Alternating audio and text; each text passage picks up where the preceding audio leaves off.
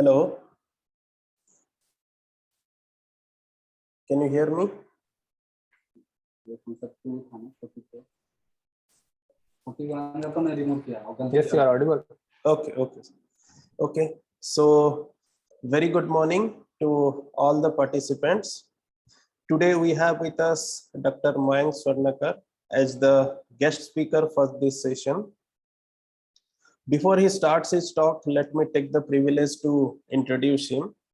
Dr. Mayank is currently working as an assistant professor in the Department of Computer Science and Engineering at IIT BHU, Varanasi. He completed his PhD from IIT Indore in 2019, MTech in Wireless Communication and Computing from IIIT Allahabad in 2013, and Bachelor of Engineering in Information Technology from Jabalpur Engineering College in 2011. He also worked as software engineer in NEC Technologies, India for 1 year during 2013 to 2014, and as an assistant professor at Bennett University, Greater Noida for almost 1.5 years before joining IIT BHU. His primary areas of interest are network and system security. He works mainly in the field of network traffic classification, zero-day attacks, intrusion detection system, and VoIP spam detection. He has more than 18 publications, including publications in IEEE Transactions on Networking, IEEE Transaction on Network and System Management, and IEEE Globecom. He has given many invited talks, and he is reviewer of many reputed journals and conferences. With this small introduction, I hand over the session to Dr. Mayank.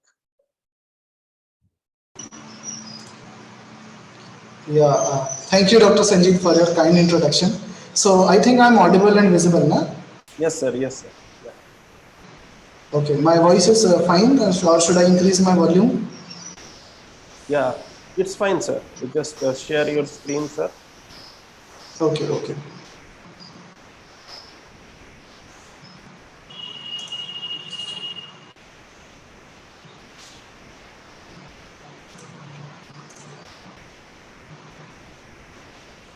So, is my screen visible?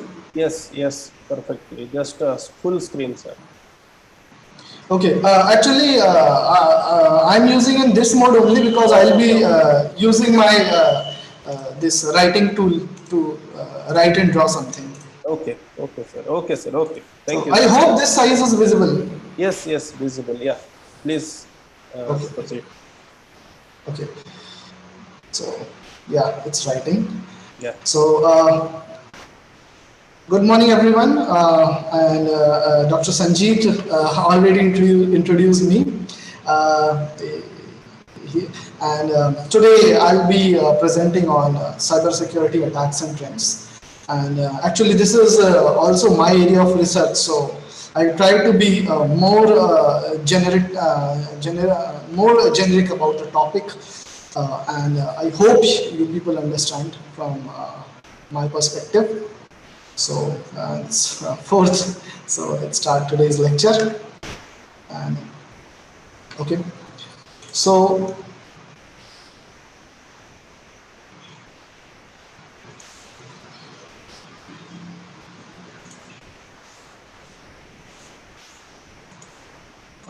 okay.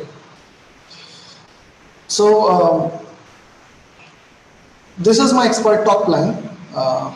So first I'll be giving an introduction about networks and network security.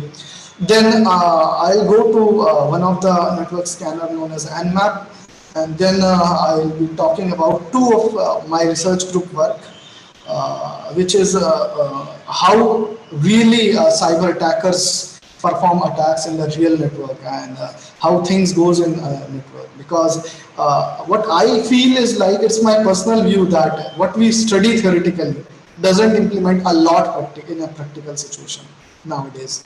The reason is that because books are published, it's very good to read books for the theoretical concepts and building the basic concepts. However, when we go to the practical scenarios, the world is growing very fast. A lot of network devices, IoTs, drones-based communication, satellite, 5G, and all are coming to the market. And for that, a lot of new network attacks are being launched for those which are not available in the market. And I hope whatever I present here will cover a basic introduction about those things, and we'll go accordingly. Okay, so let's start with the introduction. So there are not 95 slides which are written here actually. A lot of animation is there, so slide number are going like that. Also, I request the audience that if you have any doubt at any point, so you can just poke in between and ask in between if you have issue in that slide. Or if you have other issues, then you can go in the end and we can have a discussion. But if it is a slide related doubt, that specific slide related doubt, then you can ask at that time. Okay, so prerequisite for a good cybersecurity expert or a white hat hackers are these things. So computer networks, operating system, and basics of Linux and shell programming. So I think these things make very much prominent part of a good cybersecurity expert or a good network analytics or a white hat. I'm not writing black hat hackers, but also for them also these 3 points are very much important. So a lot of practices is required in these 3 fields, and then we can go to the network security. One more thing I want to clear that many people say is that if someone is good with cryptography, so he or she says that, oh, I'm a good cybersecurity expert. But no, that's a truly different directions, I can say. So cryptography usually handles with the non-readability of any kind of text message or any important messages. But just preventing the reading of messages doesn't prevent a whole network to be secure. You can be attacked or hacked from various other sources. I'm not saying that cryptography is not important. It is very, very important part of our network and security domain. But yes, it's just a part and cannot make a full security field. Okay, so there's nothing negative or positive about that. I'm just want to share my views on that. Okay, so categories of cyber attacks. So usually cyber attacks are classified into these categories. First one is the network-based attacks, and second is the system-based attack. So I'm not covering any related attacks related to crypto systems and cryptographies because this is not my area of expertise or domain. I work on the network and system-based attacks. So network-based attacks usually include denial of service attacks, distributed denial of service attacks, cross-site scripting attacks, SQL injection attacks, rainbow attacks, which is a kind of a dictionary attack, and so on. And then comes another kind of attack, which is known as a system-based attack. So system-based attack are usually the softwares which are intended to harm the user. So they are the ransomware, spyware, virus, Trojan, zombies, bombs, and other kinds of attacks. So if we say that this is an attacker, so attacker when it used to attack on this link, then we can say it's a network-based attack. Using this link, if he wants to do something on the basis of, we can say, network packets. If an attacker wants to harm our network, then we can say it's a network-based attack.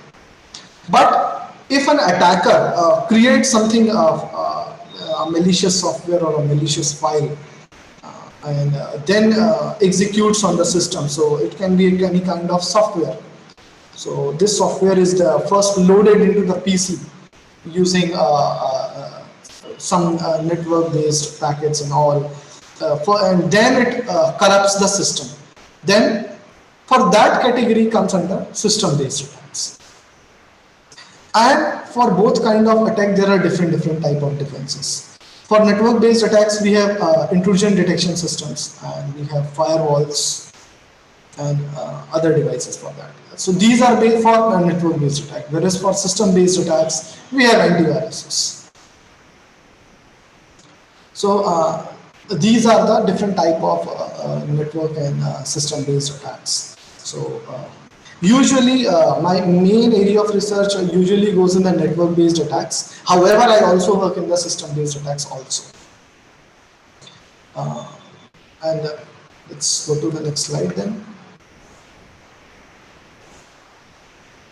Okay, how an attacker attacks a network.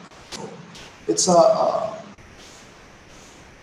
pretty important thing to discuss. Usually people don't discuss a lot. They just go that how attack launches and all. So usually it doesn't happen. So it's a stepwise process which an attacker does. So if we say there is a network, suppose you studied in an institution. So it's your institute, if I say like that. And if I have n numbers of computers here, so I have computer C, C, and C, and C, and C, and C. A lot of computers are here. An attacker may be a part of this network, or it can be, there is a gateway from which the internet is connected. Okay, so this is the gateway of that institute. And from the gateway only you can connect to the internet. And an attacker can be in a different part of that network. So it can be it's one of the location, or it can be a part of this location itself. So this can be his or her second location. So when attacker wants to attack on the system, it doesn't just go and attack. Okay, it has to find that how many computers are vulnerable for that kind of attack. So it first performs the scan. It scans the whole network, the whole computers in the network, or some set of computer. Like if we are an institute and there are important persons in institute like deans and we have principals and we have faculties, and those have like very crucial data in the computer. And there are also other normal labs and computers of the students, which have movies and songs and only the simple things. So attacker usually wants to target some specific device. Then attacker can launch specific scans, or it can scan the whole network for that. So what is the meaning of scanning a network? Scanning, we'll be going to Nmap for that. Nmap is a powerful scanning tool which is used by an attacker, and we'll take a look on that. And once this scanning happens, attacker, on the base of his or her knowledge, so it again depends how knowledgeable the attacker is. It depends how he sees the vulnerabilities. Sometimes that these Nmap gives the result, and if attacker is very much knowledgeable about it, he or she can find out an n number of vulnerabilities in a single computer. But if an attacker is a novice or a novel person, he just sees the Nmap result and cannot find anything, and says, okay, this computer is not vulnerable. So this scanning is happening. So my aim to say this thing is that only running Nmap doesn't make you a good attacker or a security specialist. Even a security specialist like the community to which I belong. So we need to think like an attacker first, and then we only design the security system on the basis of that. So therefore, knowledge for the attacker is very, very important if he or she wants to do something. If he's an attacker, or if this can be also a penetration tester, a highly paid job in any industry or something like that. So they test the network whether it is working fine or not, and all kinds of things. So it can be a white hat hacker or a black hat hacker, whatever he or she is. Then once he scans the network, it finds the vulnerability of a device. So vulnerability can be many things. One of the most prominent vulnerability in any network is to find the open ports. So I just want to say not open ports, and also the relative IP address of the device, so that when port and IP address together combine, they make a socket. and socket makes an entry point to an attacker. So anyhow, in the 80 to 90% of cyber attacks, this is the first step launched by any kind of cyber attack. So this is one of the vulnerability. I'm not saying this is the only vulnerability in any network. There are 1,000 types of vulnerabilities an attacker can find out. And another type of attack is known as OS fingerprinting. OS fingerprinting means finding out that how many devices of here are Linux, how many of them are Windows, how many of are like Mac. So why this type of OS fingerprinting needs to be done by the attacker? Because when an attacker designs some kind of malicious software and wants to load on the computer, it may happen that the software which the attacker designed, it works either on Windows system or on Linux system or on Mac system. However, mostly Linux system are safe from a lot of vulnerabilities. The most vulnerabilities we can say found on Windows and Mac systems, a lot, because they have executable files. Okay, so this type of OS fingerprinting is done so that attacker don't send all kind of malicious software in all those devices. Instead, it finds out how many devices. Suppose, for example, an attacker makes a vulnerable software for Mac system. So if he sends to all the system, it doesn't make any sense. Instead, when an attacker tries to send everything to every devices, there is a very big chance he or she can be caught because of these smart intrusion detection systems. So attackers wants to be more and more stealthier so that he or she cannot be detected in a network. So once OS fingerprinting is done from the attacker, that at that point an attacker can come to know that okay, these systems are like Windows system among Mac system, and like 2 or 3 are only Mac system. So I can load my malicious software in these 2 computers, but not to the others, and save myself from being detected. So it means if you launch very small number of attacks on a limited system, it gives a very it makes very less probable for the detection, instead of what it is launching to everyone in the computer. That will surely make a detection. Okay, then perform a system and a network attack. So once it is recognized, then there are a hell lot of things a network attacker does on a network. We cannot cover in this 2-hour lecture the whole thing. It requires years to practice all those things, and also newer kind of attacks are coming each and every day. So right now we are getting a lot of news about this Pegasus, and we have another thing which came in 2019 in WhatsApp, which is known as Agent Smith. And in 2016, a powerful attack on IoT devices happened, which is known as Mirai. So these kind of attacks were very prominent in the previous systems. So this is how an attacker attacks a network. So this is the generic way by which an attacker attacks a network. I'm not saying this is the only way, but this is the most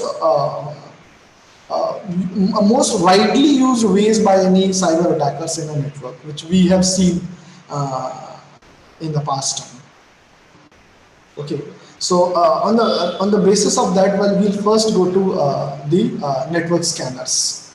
Okay, so the first thing, scan a network, comes under network scanners. So network scanners are obviously a very pretty simple word, and we can deduce from that like those tools which can scan a network and perform many kind of functionalities to scan are known as network scanners. So I already told in the previous slide that this is the main aim of any network attacker, to identify the IP address of any computer, to find the vulnerable ports. So vulnerable ports are, so again I can say that ports are of 2 types if we remember from the past, what we have studied, like physical ports and we have logical ports. So physical ports are the hardwares which are present in the computer, like a wireless card and wired card, which are installed in our computer, or we have a Bluetooth device connected inbuilt, or a USB one, whatever it is. Then comes the logical port. So logical ports are 65536 ports logically available, and each port has different kinds of service. And among those, from 0 to 1023 are reserve ports, and 1024 to 65535 are the open ports. So these are the reserved and these are the open ports. So what I mean by reserve ports means like HTTP, it always use port 80 to transfer its data. And if we say HTTPS, it uses port 443 to send its data. Okay. And similarly, like open ports, so open ports are available to, means any kind of services can be used on open ports. Like students used to play a lot of these games like Clash of Clans and PUBG on the network. So they have a specific set of ports which falls between 8,000 port number to 11,000 port number.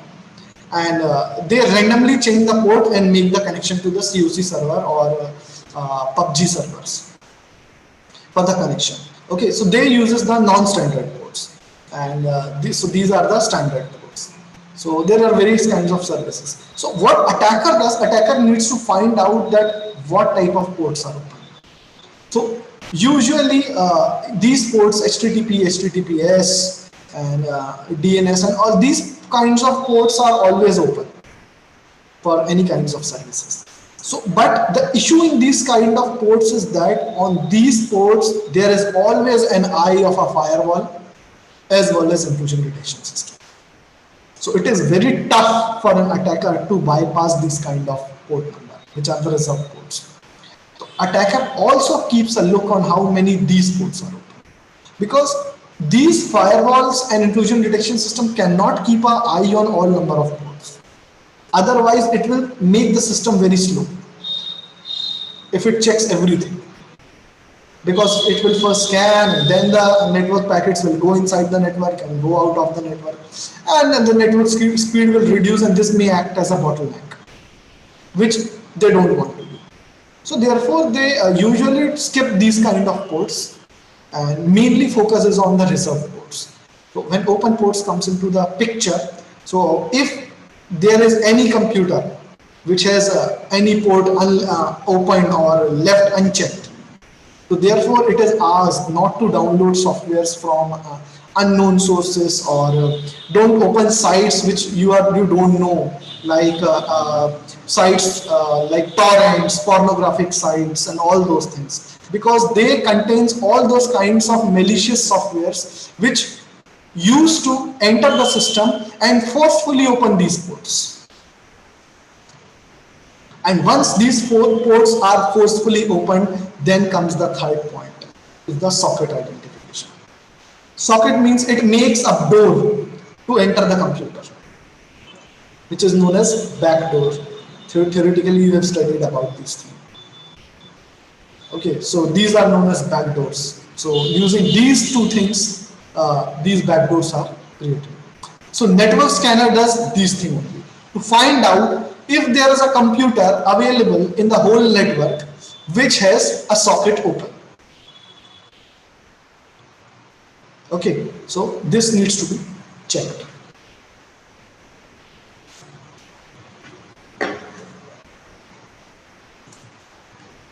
Okay, so there are many network scanners available in the market: Nessus, Nmap, OpenVAS, Nikto, and there are so many softwares available.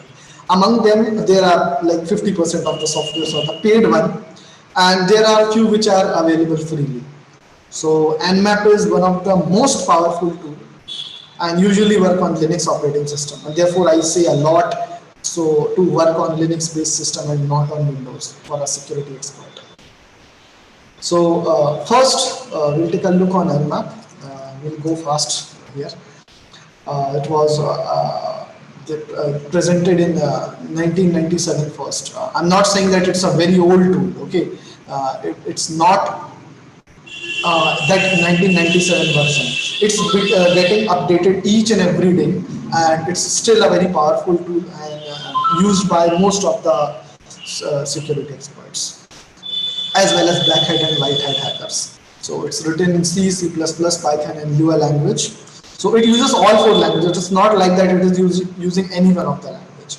So there are many interfaces which are written in C, other in C++, other in Python, and Lua is a powerful language which can communicate with the system directly. So mainly used for assembly language.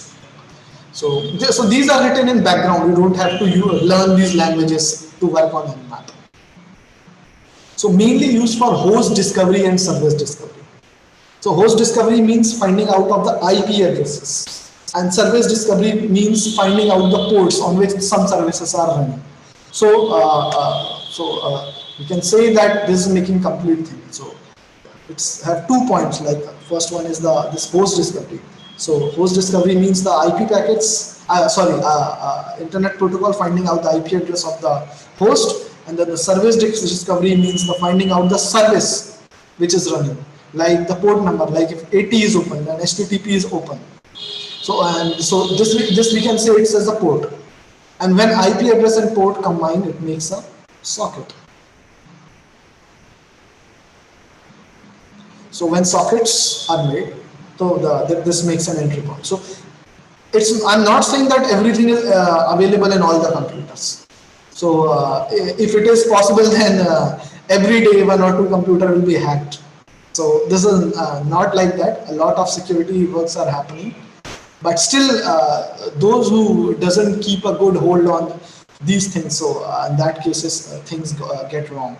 So what Nmap does, Nmap sends specially crafted packet to get response and identify the host and services. So I'll let you know how it works practically if you want. So these are the popular Nmap commands. So let me run and check each of the command for you, how Nmap works and all. So I'll just open my terminal and I want to just check that do you have Nmap or not. Use various command and Nmap. Okay, so Nmap is installed in my computer. So this is an Nmap software. So if I just used Nmap to scan this website, usually if I just scan any network, there is a good chance that I'll be caught by intrusion detection system. So a lot of other background knowledge is required to do all those things. Okay, but this Nmap has provided its own website to just test those things. So a new person, a novice person in the security field can run these things and just check how Nmap is working. So if I'll just do the Nmap, so scan me scanme.nmap.org. So if I run that, so it started the scanning. So I hope my screen is visible to all. Dr. Sanjeet, it's visible now? Yes, sir. Hello. Hello. Yeah, it's visible now. Visible. My screen is visible. Visible. Yeah. Okay. So this Nmap has performed this thing. So what it is found that these number of ports are open. So here its state is written that it is open and this is filtered. So filtered means it's written that packets will be checked with a very heavy security on this port. Other are like open, but I'm not saying that these are not being checked. Okay, but we can see that there are many non-standard ports which are open. Like 8008 port, some HTTP services is used from port number 8008, which is not the standard port for HTTP. So these ports are the non-standard port, and attacker can enter on this system using this port number. Okay, and there are other ports. I can run Nmap again, and it may happen that these services may be off on some other time. If I open today, it's working. Tomorrow, it may happen that these ports are closed. Okay, So this is how Nmap is scanning and finding out that what number of ports are open. So scanning takes time depend on how big the network is. If you want to scan the whole network in your domain, then it will be a bigger time. It may take 1 hour or 2 hours also. But if there is a specific website, then it takes a lesser time. So here we see that if we scan 2 times also, so same number of ports are open. And here it takes 18 seconds, and here it took 20 seconds to run Nmap. Okay, so this is how attacker checks this thing. Now, how things run in background in Nmap? It is important. It's not like that you just run the tool and things are okay for you. You will be caught very easily in an intrusion detection system if you don't know the background. Okay, so first I'll go with this slide and then I will let you know how Nmap works. So this is a simple scan. Then there is a complex scan. So I won't run this complex scan. There is a normal Nmap tutorial available on the internet. You can just take a look on it.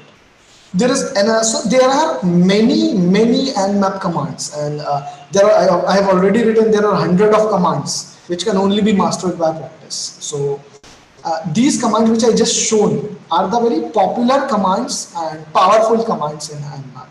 So another important command is who is used a lot by any security expert. I'll just clear my screen. Okay, I'll just use whois, and I'll use www.google.co.in, and I'll just enter. The total database of whois from Google is available to me. Okay, so what is the IP address? So IP address is hidden for Google. Google has hide its IP address. I cannot scan the network of Google. Okay, so who is the registrar for that network? How it is registered? So the whole lot of information is available using this command. Okay, so attacker use these type of commands to get the information out of it. So it may happen that this Google is not working, but what if I will try for Facebook?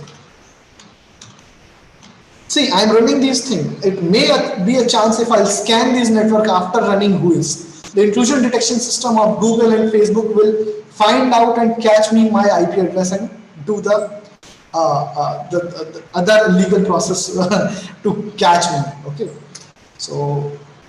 so this is the I have run for Facebook.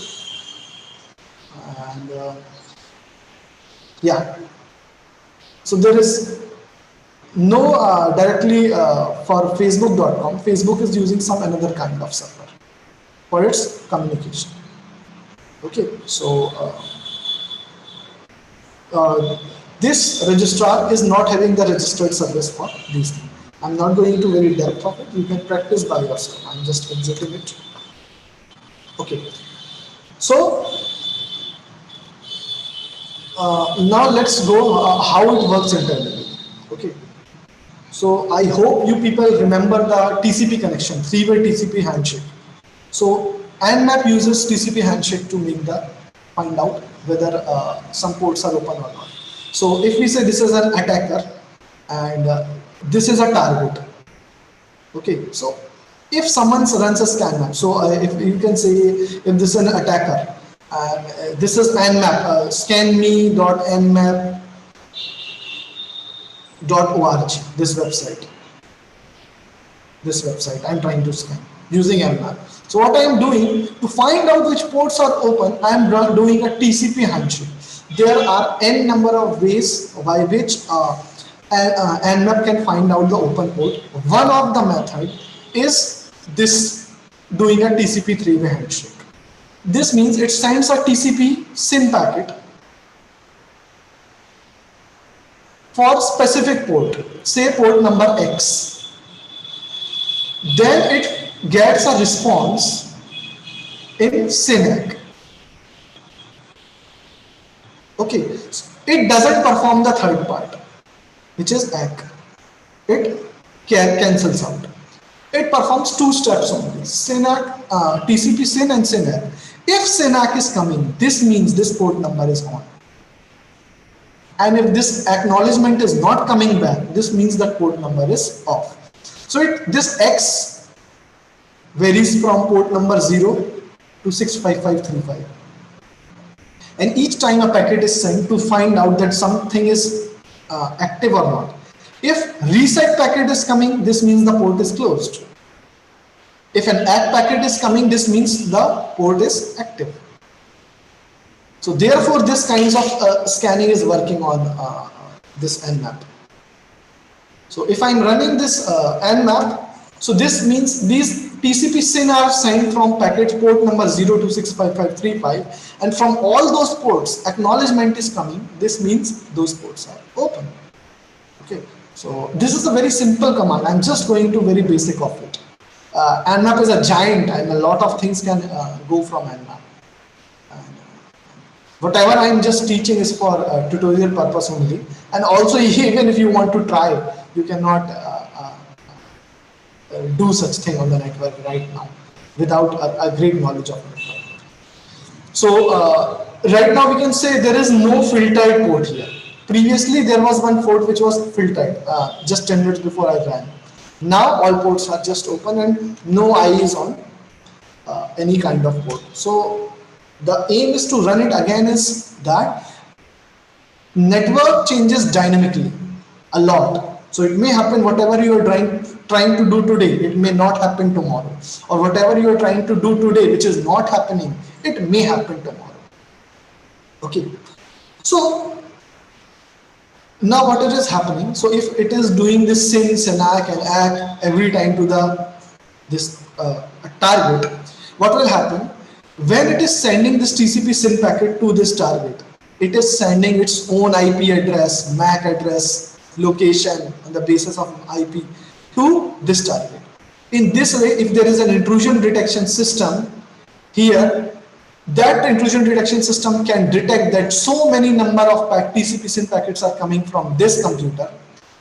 This means this computer is scanning my computer, and therefore alarm can be generated, and this can be caught. To prevent that thing, Nmap comes up with two things. First with the decoy, and second is the spoofing of the IP address. Decoy means it takes some n IP address, a pool of IP address, say pool IP address 1, IP address 2, IP address up to 100. So every time it will do the TCP SYN, it will select one of the IP randomly from this pool and then send the TCP SYN. Okay, so every time IP will be random among the pool of these IP addresses. Therefore, IDS cannot detect that, okay, it is coming from a single IP address, all type of TCP SYN. Another thing is spoof your IP address. Spoof means even if it is detected, this IP will be overwritten with some spoofed IP. Which is if its IP address is 1, which is a generic IP, which is its original IP, it will be covered or replaced by another IP 2. Okay, so whenever it tries to call, it will catch this IP 2 instead of 1. Okay, so these are the two solutions which provided by Nmap to prevent the attacker from being detected. Okay, but even these securities are not working for current intrusion detection system, which are intelligent IDS. Many of them are statistical intrusion detection system, many of them are AI based intrusion detection systems, and these things can be detected by those IDS. Okay, I'm not going to depth of that. Even though I do a lot of research in intrusion detection system, it is one of my domain. And I work on AI-based intrusion detection system, and they have these capabilities to detect such kind of attacks. And they can be even if you spoof, you can make a decoy. It doesn't matter, you will be detected.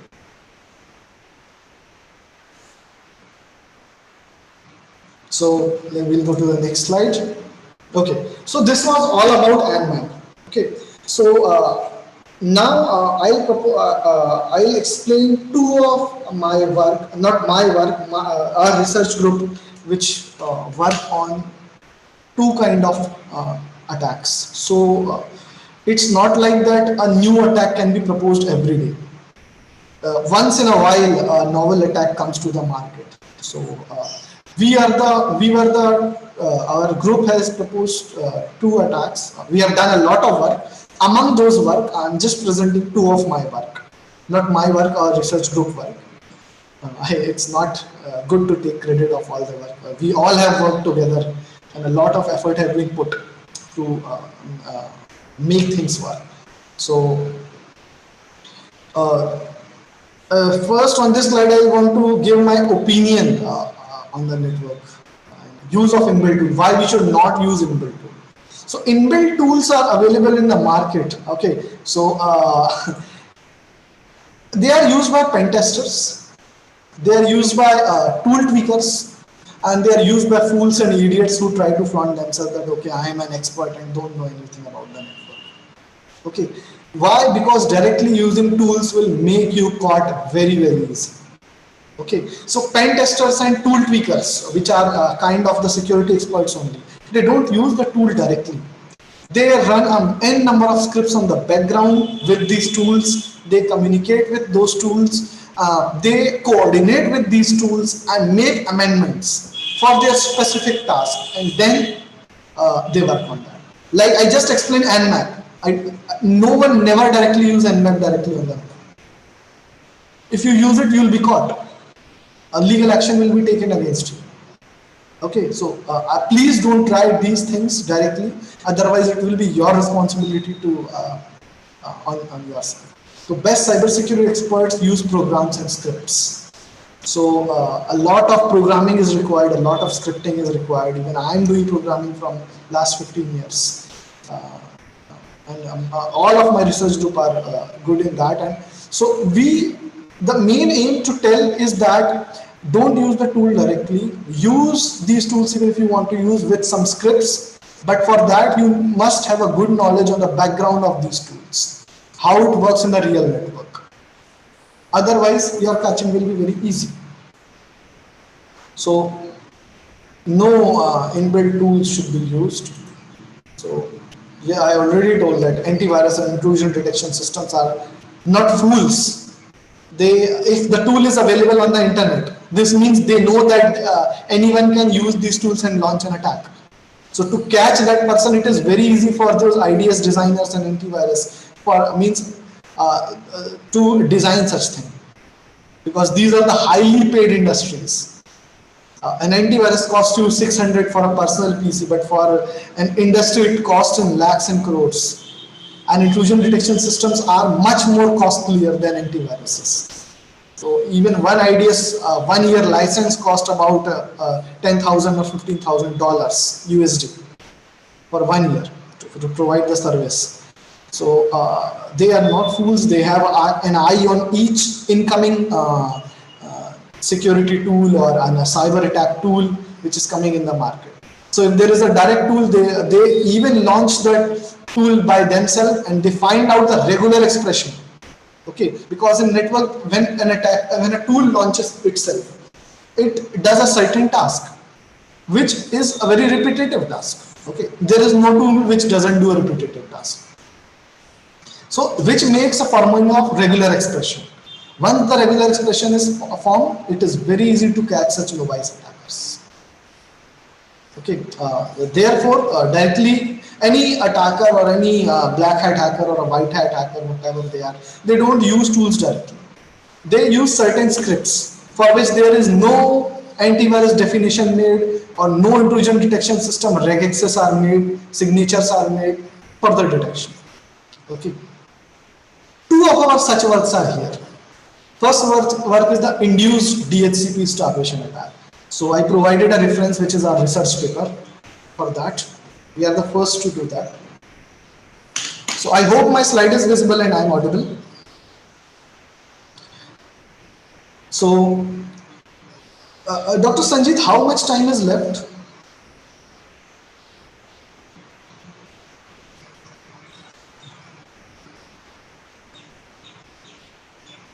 Dr. Sanjit?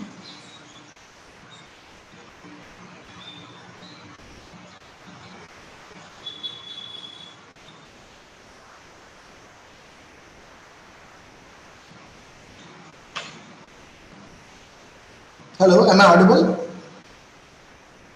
Yes, yes, sir, you are audible. Uh, Actually, Dr. Nayak has uh, will, just a minute, sir. Okay, so okay. So I'll continue whenever Dr. Nayak will come. So uh, he'll let me know so that I'll manage my time accordingly. Ah, Because slides will go very fast because animation is here from here. okay, sir. Okay. So let me know 15 minutes before when the time is over. Uh, I'm just thinking himself. Can you wait for few seconds? Okay, I'll continue my presentation to other people who are here. Sure, sure. So on the background, you can connect to Dr. Sanjeev. Okay. So first one is the induced DHCP starvation attack, so which is RVAR. So this is the normal working, this is the introduction, normal working of DHCP protocol. What DHCP protocol does, it's a very simple, I'll explain in a very quick manner. Like if this is a local area network and there are multiple computers here and there is a DHCP server here. So what it does, when a computer switch on, it asks from the DHCP server that okay, I need an IP address to be a part of this network. So it asks for an IP address, and DHCP server gives the IP address. So this is known as dynamic IP allocation. You don't have to make the IP address allocate. Dynamic IP allocation. It is done by DHCP. So DHCP has a pool of IP address. Pool. So it contains thousands of IP addresses. Among this pool, it allocates that okay, this computer is awake, I will give one of my IP to this computer. And it's make a registry that this computer is having this IP address. Then another computer wakes up, then it searches the pool, take the IP address, and then searches that okay, I am not giving this IP address which is already allocated to someone else. If the IP address is free and not allocated to anyone, then it allocate to another computer. And then it makes an entry. Similarly, it does for all the computer and makes the entry in the computer. That this is the MAC address of IP address, a MAC address, and this is the IP address. So it does, or sometimes it's a system name. System name. So whatever it can be here and allocated IP address. Okay. So this is the working of DHCP protocol. So quickly I'll explain here. So this is a DHCP server. This is one of the computer which just wake up in a network. So this is a local area network. So it broadcasts a DHCP discover message. Okay. Discover means please be very careful with these words. This will help a lot in understanding whatever it is coming in the future slides. That this DHCP discover message, it will ask the computer broadcast means sends to everyone in the network, which means all computers, including the server. It just broadcasts to everyone. Hey, who is the DHCP server? So server will only determine the configuration because it's a server, and unicast that okay, I will offer the IP address to you. Okay, so it selects an IP address from its pool and other messages like what is the DNS server. So DNS server and what is the gateway from which internet all packets goes out. So all kinds of information, all configuration is sent to this computer. Then this client, what it does that it will say, okay, I am accepting this IP address, and it broadcasts to all other users here that okay, I am taking this IP address, no one will take this again, which is known as DHCP request. And then server unicast DHCP message supplying additional network information that okay, you accepted this IP address, now I am giving all other configurations to you. That means what is the other servers, like it may have like FTP server here, it may have DNS server here, then address of the gateway from which all internet is connected. So all those information is happens here. Then initialization is completed and this computer gets its all information. So this process happens very quickly within seconds. Okay, and IP address is allocated, and this is the normal procedure. So first attack is the classical DHCP starvation attack. This happens years ago. Okay. So what attacker does? This is a type of denial of service attack. So what attacker does? Attacks on DHCP server. What its aim is to deplete IP pool of the server. So if an attacker depletes the pool, so the pool will not have any IP address, and this DHCP server will no more allocate IP address to any of the computer.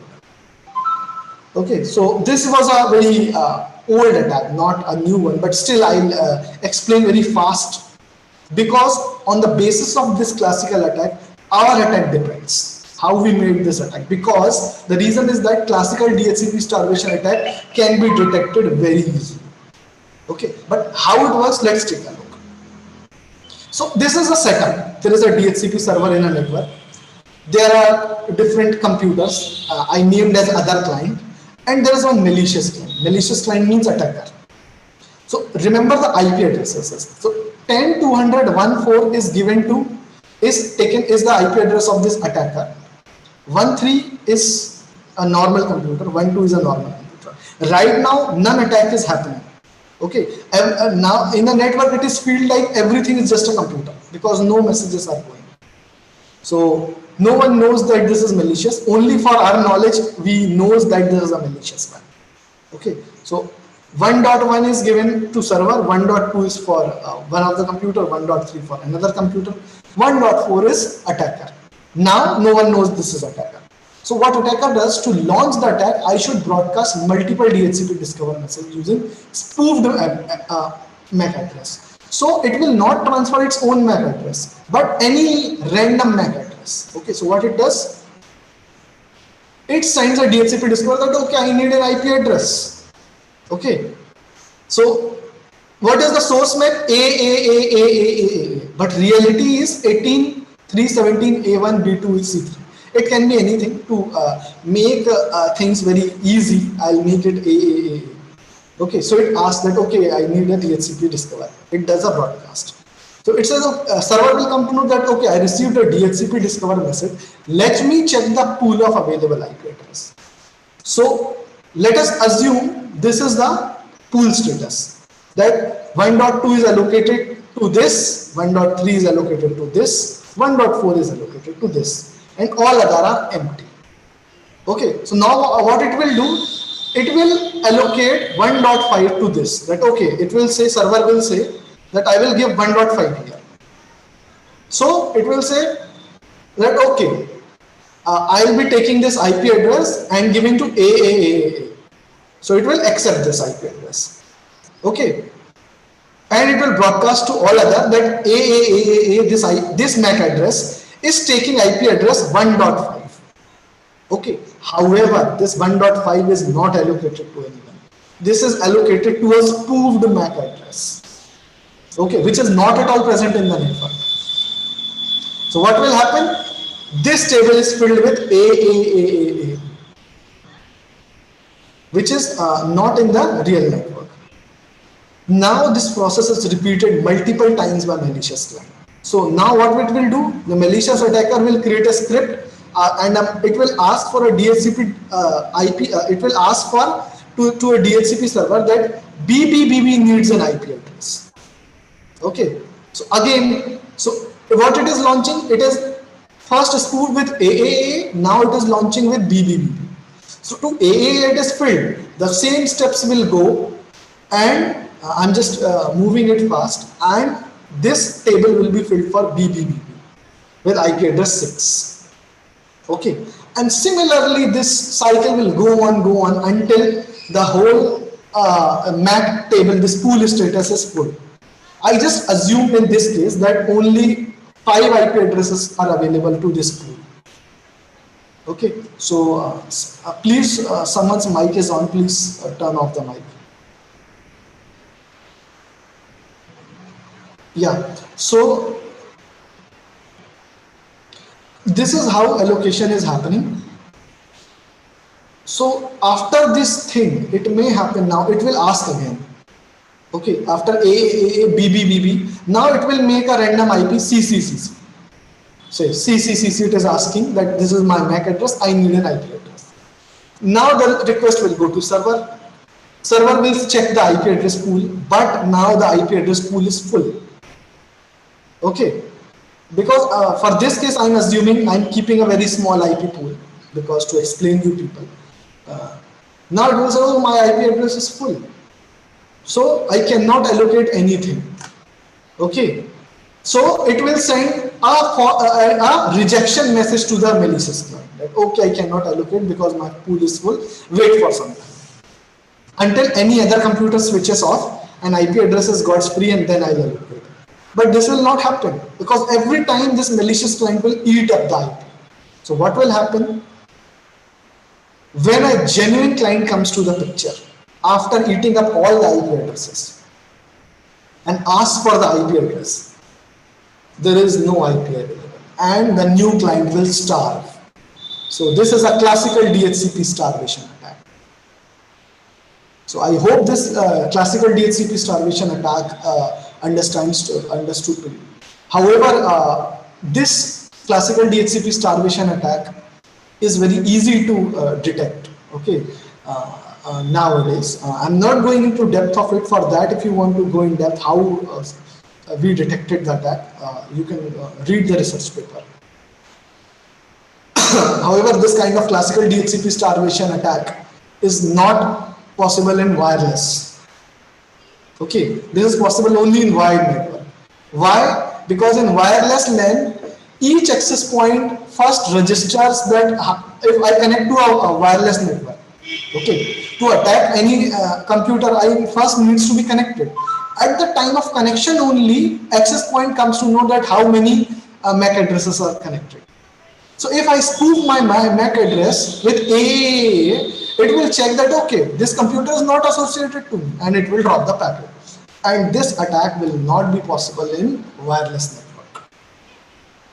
Okay, but we proposed another attack by which this DHCP starvation is possible in wired also and wireless also. So this was our research group's work. So what it is done, so the similar setup is made and the network connection is made wireless. Okay, not the wired one.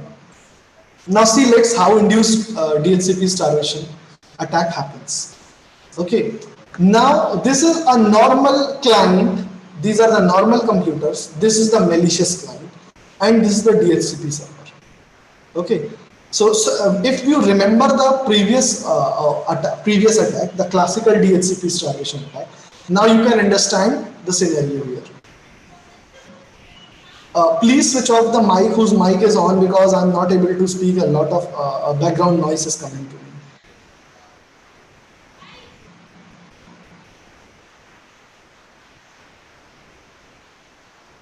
Muted, sir, I think. Okay. Yes. Yeah. So sir, induced DHCP. Yeah, you have Yeah. another 45 minutes. Okay. I have another 45 minutes, so I can cover both the attacks. Yeah. Okay, sir. Okay. So till now it's understood, I think, to everyone. Now let's go with the induced DHCP starvation attack. So the issue with DHCP starvation attack was that it was not working on wireless network. But the induced starvation attack, DHCP starvation attack, which we proposed, which our group proposed, this worked on wireless network also. So this was a very novel attack proposed by a research group. So how it happens, let's take a look. So here also we have DHCP clients, normal computers. This one is malicious client and this is a DHCP server. So this is a scenario, and all computers are connected wirelessly, means using Wi-Fi. So now attacker cannot spoof its MAC address and ask for an IP address, because that will not be registered one. Okay. So what will happen? A malicious client will wait. Okay, so all are like connected to a wireless network and genuinely connected. And when it is connected to a network, malicious client will wait until a new computer comes, a wireless computer connection happens, so that computer asks for IP address. A normal computer, when a normal computer asks for an IP address, then this malicious client will launch its attack. Okay, so this is an event-based attack. So this will silently sit. It will not do its work like it was happening in classical DHCP starvation attack. It will wait, and it will wait for any new computer to come. Whenever this new computer asks for configuration, then how this computer work, how this malicious computer work. Let's take a look. So let us assume this new computer comes to a picture, which is a genuine one. So what it will ask that, okay, this is my source MAC address 18.03.73.A1.B2.C3, and I want an IP address. Okay, so this is a genuine packet by a genuine client, but this is a broadcast message. Okay, because this is the property of DHCP. It asks from everyone. So once it's broadcast that, okay, I come to a LAN, I need an IP address, this information also goes to the malicious client. Okay, now what this malicious client does? So in the meantime, this asks that I receive a DHCP discover message. This information comes to a server. Let me check the pool of available IP address. So 2 and 3 are given. Okay, so assume that 2 and 3 this is given, and 4 is available to this server. So I can give the 4 IP address 110.200.1.4. I can give to this new computer. Okay, so what it will do, server will say that, okay, I am going to offer 10.200.1.4, okay, to this one, which is a unicast message to this computer. Okay, so it will send this IP address to this computer. Okay, so what it will do, it will say that, okay, I am the IP source IP 10.200.1.1, my IP, and this is the destination IP 10.200.1.4. This means whenever the client will receive this packet, which is having this destination IP, it will come to note that, okay, this is the DHCP's IP address, and this is the IP address which is given to me. Okay, so it will take this IP address. Till now, everything is fine. Okay, once this will get this IP address, this will broadcast that, okay, I got this IP address. Now I will broadcast that I got this IP address. So this is one of the steps which we have studied earlier in this slide. This is the working of DHCP. I'll show that slide. Yeah, that this will broadcast this is a broadcast packet to all that, okay, I am taking this IP address. Okay, now let's get back to that slide.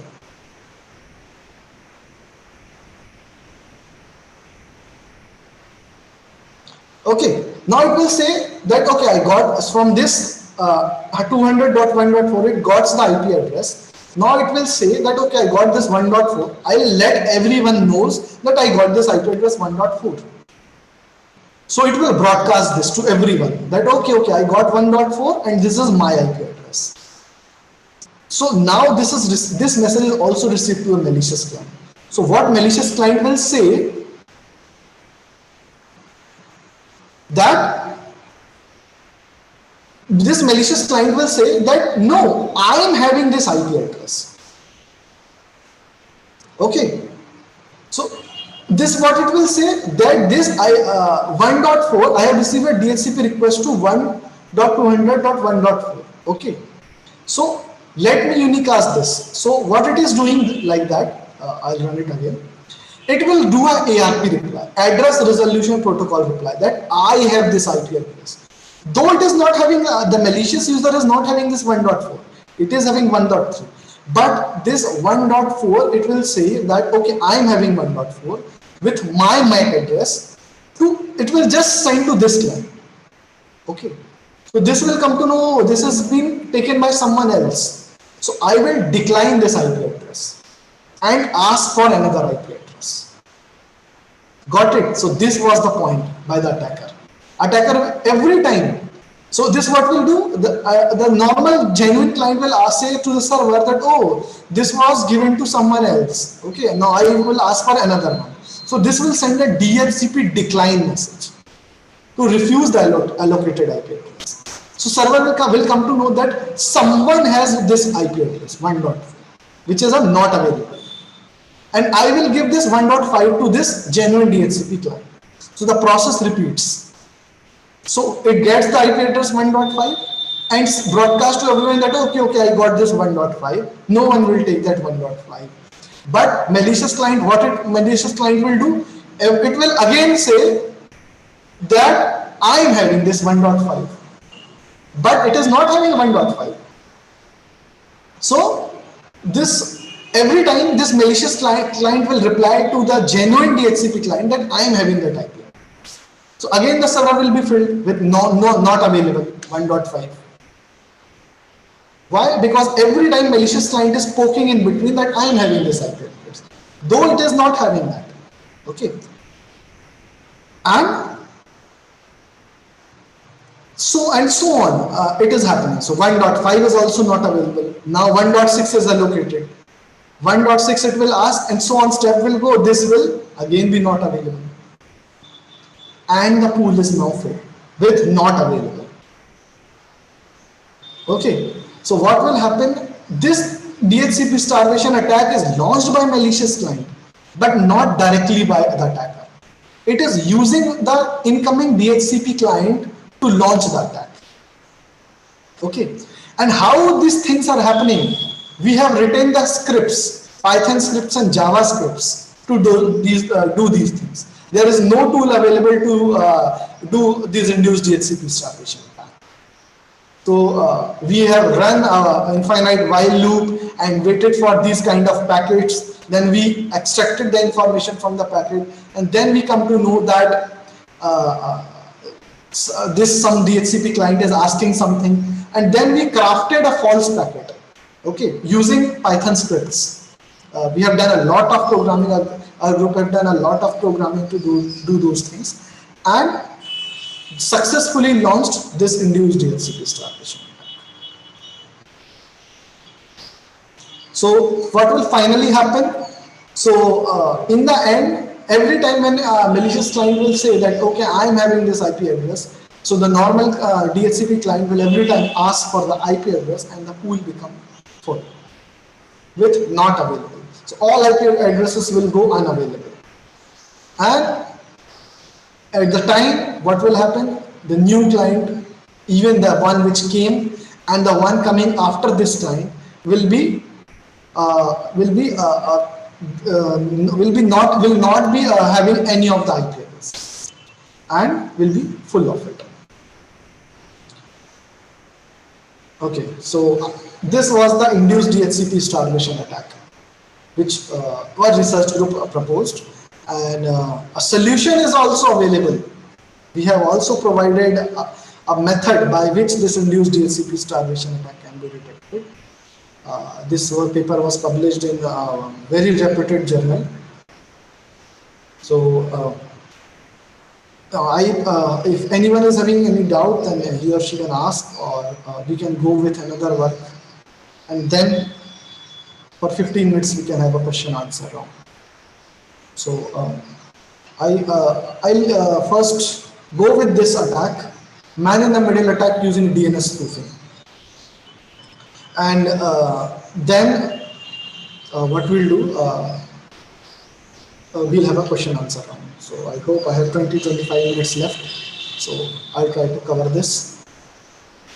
So previously what we have studied, the man-in-the-middle attack. So let me first explain what is man-in-the-middle attack. So it's a very simple attack to say, but right now it's not working. So if it is a local area network, and usually computer don't talk like that, so it goes via network switch, and a lot of computers are connected. It is a wired switch or a wireless switch, and they communicate via like that.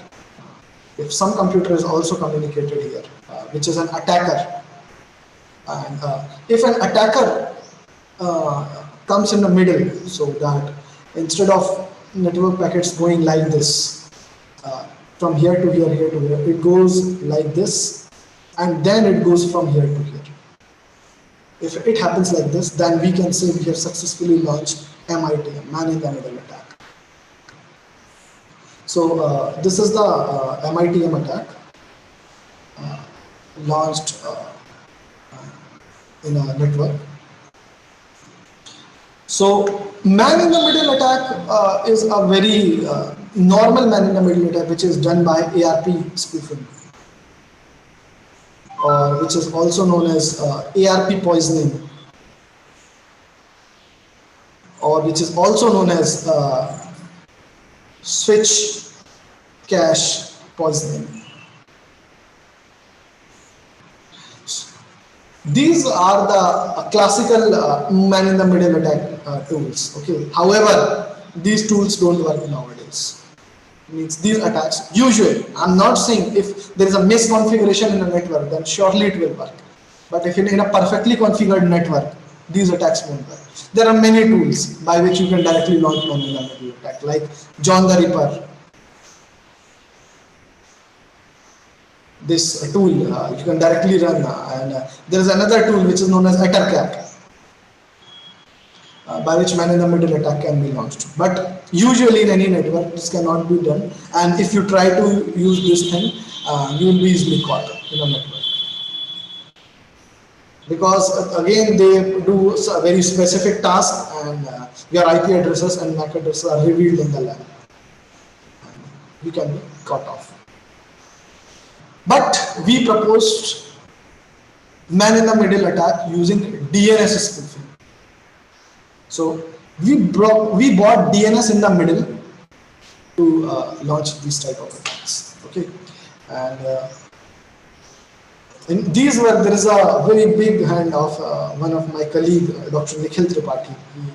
He really worked hard to on working on these things. Even I was also the part of that.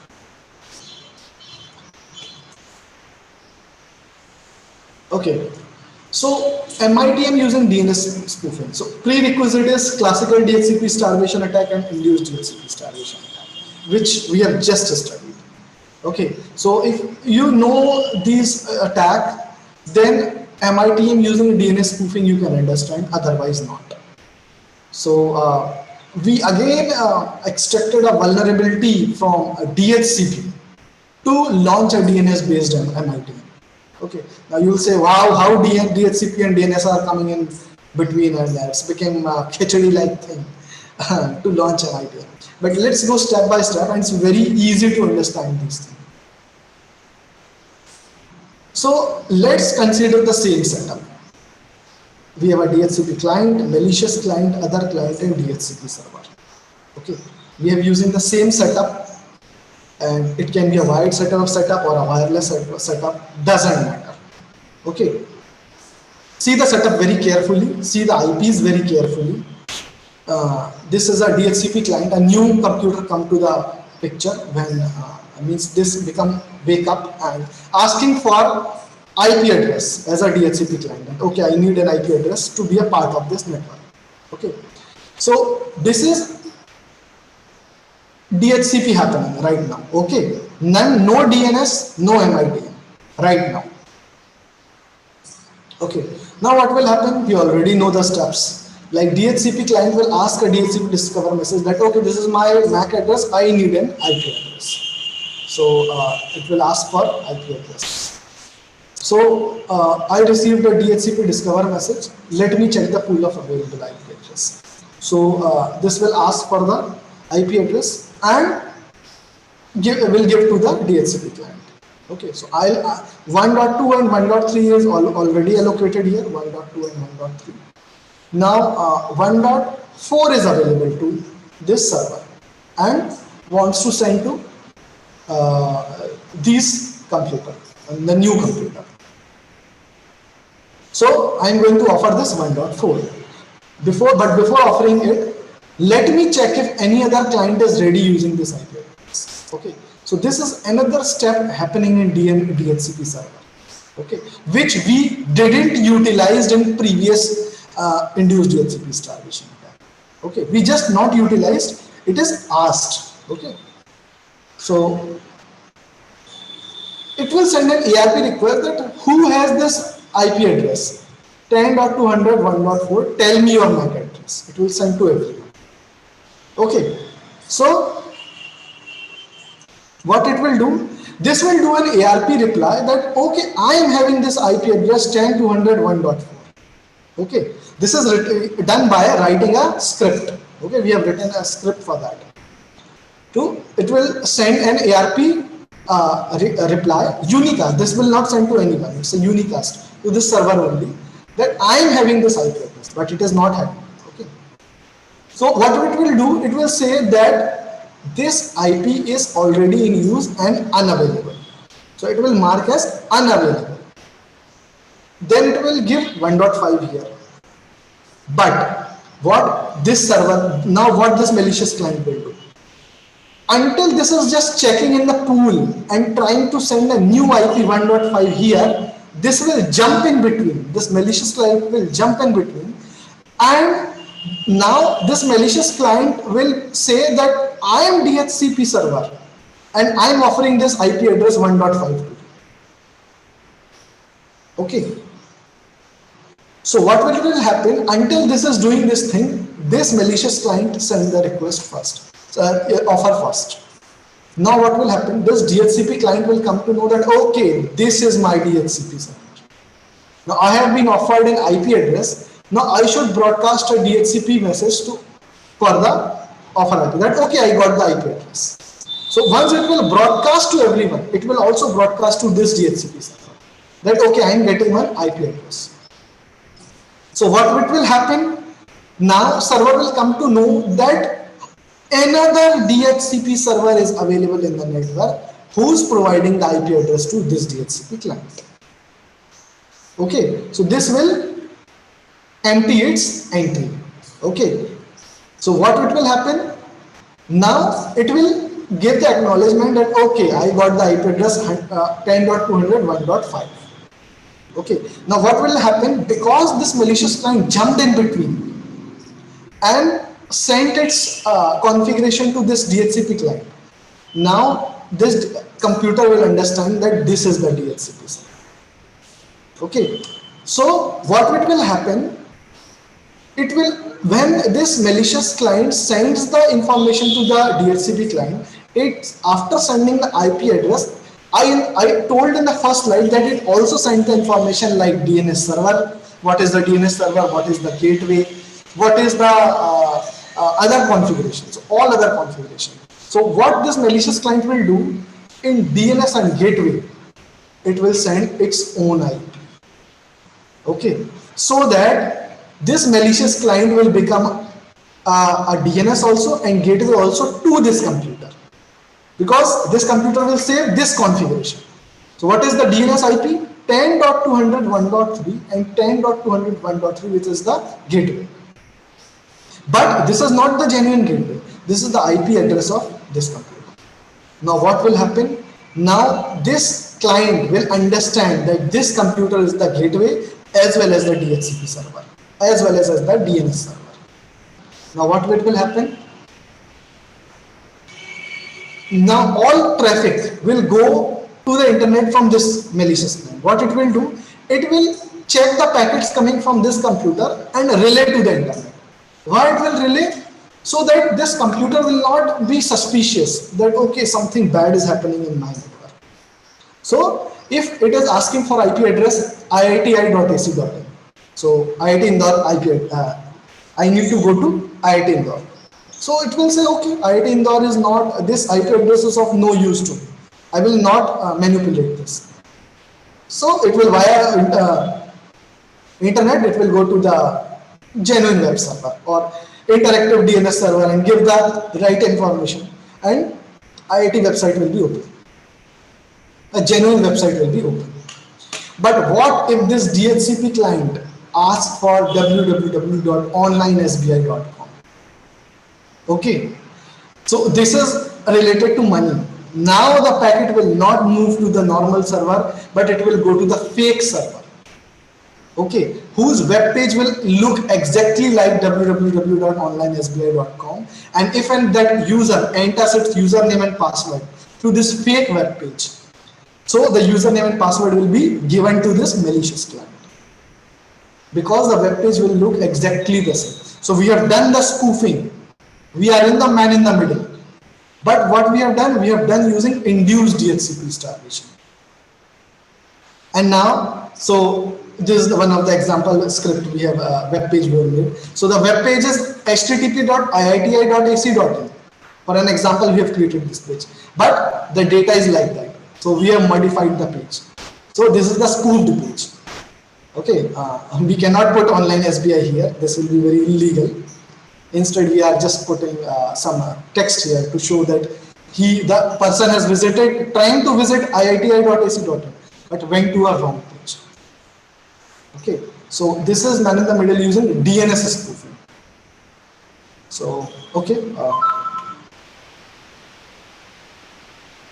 And there's the Nmap and there's the WARC and all these differences. That's all from my side.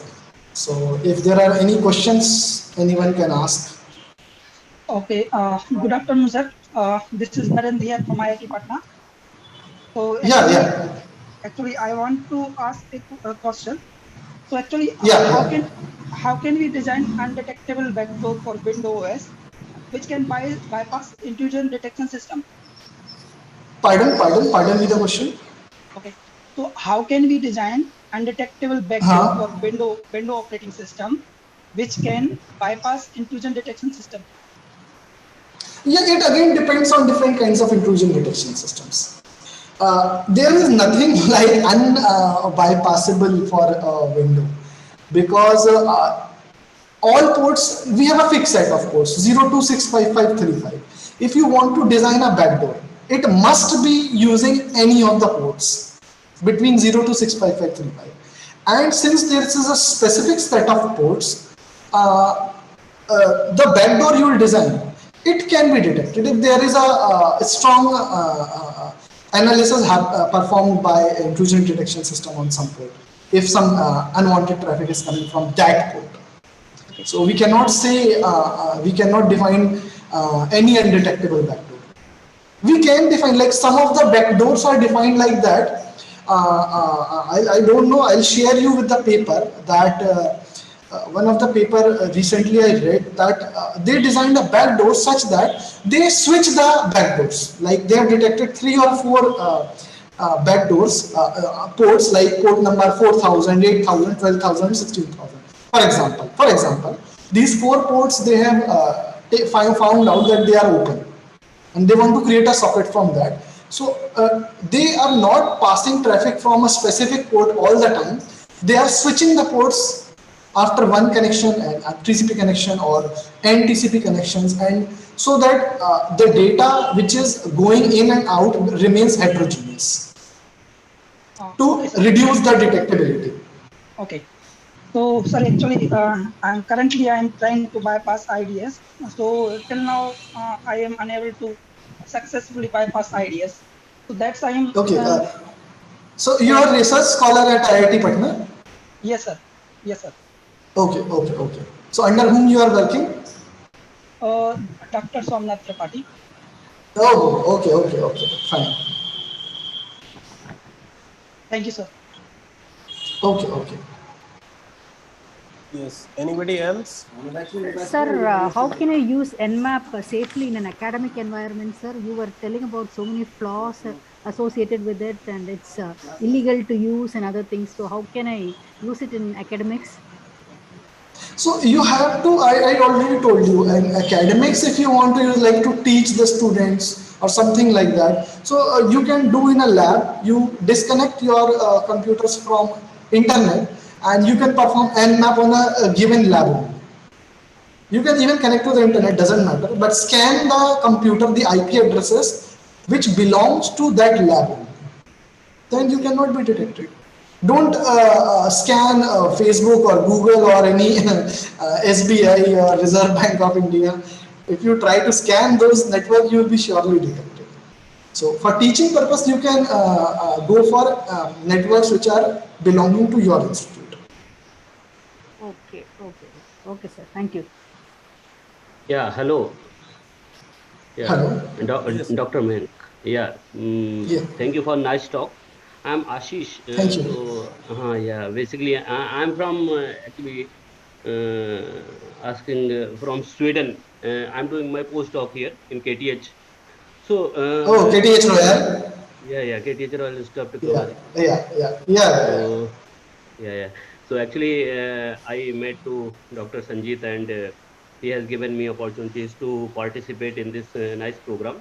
So I have a question that can you suggest the defenses for the modern attacks like ransomware attacks or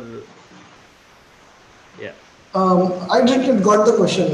Ransomware is Eh, not a modern attack. It yeah. coming from No, lab. yeah. Yeah. But nowadays, if you consider like a WannaCry, like just means what Yeah, are so the the different variations. Yeah, different yes, variations are yes, there. New yeah, flavors are exactly. coming. Yeah. So what are the particular defenses that we can apply? Actually, my work is model based software development. So model based Okay. security, we are just only working in a attack defense graph. So not actually that part. So yes, but we are designing the algorithm for that by using the model based development. So can you suggest some type of defenses for this type of attack? Or So what I found from the study which are going right now on the malicious software is that these malicious softwares are designed particularly for some kind of softwares or tools. So they check the vulnerabilities in the codes of that tool and used to draw the ransomware out of it. Since you are working on software and thing, I can tell you a very good example because you will understand it very finely. If that in 2000, I think 19, Agent Smith came to the as a malware. What it does, it goes to the this APK file of WhatsApp, WhatsApp.apk, and then it checks the code of it and found out the advertisement server. Like WhatsApp also uses the many kinds of advertisement server to post the advertise and all. So those were vulnerable. So they used to send and receive the traffic using those advertisement server from this WhatsApp.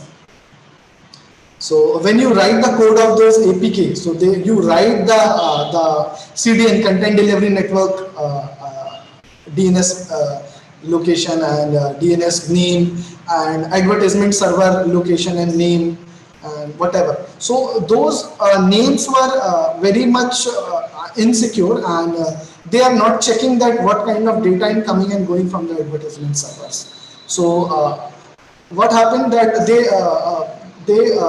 modified those APKs and wrote some more advertisement in it, and a lot of advertisement traffic starts coming and going because of these Agent Smith. So there's a very good documentation available if you want to take a look online. So the main aim to tell you is that all attacks are now based on the software which are being designed. And if there is some vulnerability, they can launch different kind of malwares, maybe a ransomware, maybe a spyware, like Pegasus is a spyware, and then other rootkits and all, and zombies and all. thank you. Thank you. And Excuse me, as sir. you told, yeah, anyone, Yeah, one by Yeah, one, you please ask. yeah. Can I? Please. Can I? Yeah, sure, ask. Yeah, Dr. Mayank, it was really good presentation. And my name is Thank you. Muralidhar from Vellore Institute of Technology. Yeah. I was a research scholar Yeah. working on the same area. Sir, as far as the Okay. implementation concerned, do we Yeah. need to go for a simulation or a kind of any test bed? So if it is a test bed, No, we have created we have a complete lab of about 40-50 computers. We perform the attack on live network. No okay, simulation. no simulation means it is not possible, or we can't go for simulation. How you will go for simulation? Simulators are very restricted to do some specific task, and you cannot But sir, means it. in this pandemic time, we can't access these labs and all because there's some restriction is going on. Yes. So as far as this concern, kindly suggest or any kind of alternative, or go for any other option, like, because we were so struggling like anything for this aspect. Hope you I understand my got point. your problem. Yes, yes, I got your problem. But the problem is that in my whole research career, I haven't used a single simulator. Yeah. Even I don't know, like if someone asks what is NS2 and NS3, I just know the name. Okay. So we have to Even I look for cannot the. program a single line. Okay, sir. I always work on a live network. So Yeah, sir. yeah. So it will be more beneficial if you work on a live network. Paper gets accepted very easily because you don't have to prove your simulator is fine with real network. We have tested because we used to test everything in the real network.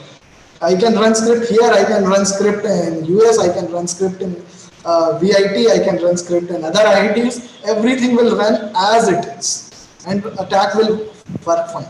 And therefore, there is no issue in such cases. And even Okay, I okay, sir. promote to work on real network. I never promote security related work on simulated environment. Okay, sir. Thank you. We'll look into it. Sure, sure. Yeah, thank you. Anybody else?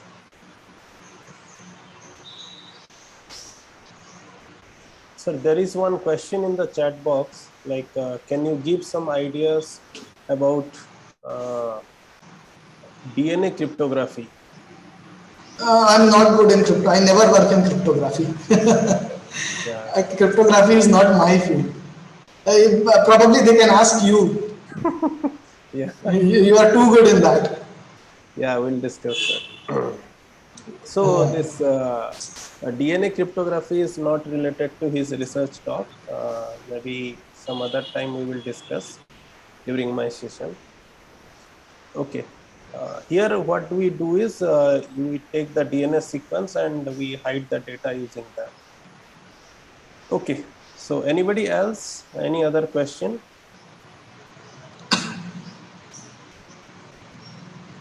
No? Okay. Okay, sir, you can stop sharing your screen. On the top, yeah. Okay. Okay, sir. Thank you for a nice and informative talk. Thank you, So Dr. Sanjeev. thank you. And if any of the participants, if you have any questions related to Dr. Mayank's talk, even after he leaves, you can reach out to me. I will connect with Dr. Mayank, connect you with Dr. Mayank. So once again, thank you, Dr. Mayank, for sharing your knowledge with the participants. Thank you all. And Thank you, Sanjeev sir. thank you, sir. So dear Okay. participants, yeah, so the next session is scheduled at 2 p.m. So So I should will, I leave? yes, sir. Yes, sir. Yeah, you can leave. Thank you, sir. Okay. Thank you, Dr. Sanjeev. Thank you, everyone here. Okay. Bye Thank you. bye. Thank you. So please join for the post-lunch session, that is session number 2 at 1:50, around 1:50. We will start at 2 p.m. And thank you, one and all. I hope all of you have marked your attendance.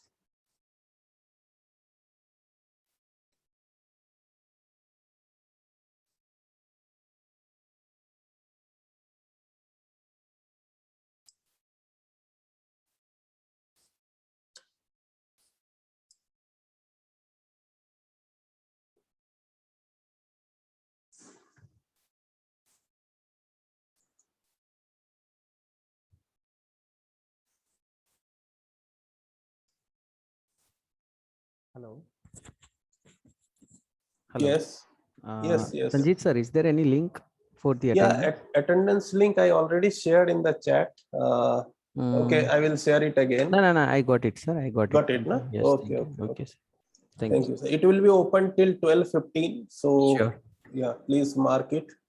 Okay, sir. Thank you. Yeah, those who have marked attendance, please you can leave this meeting.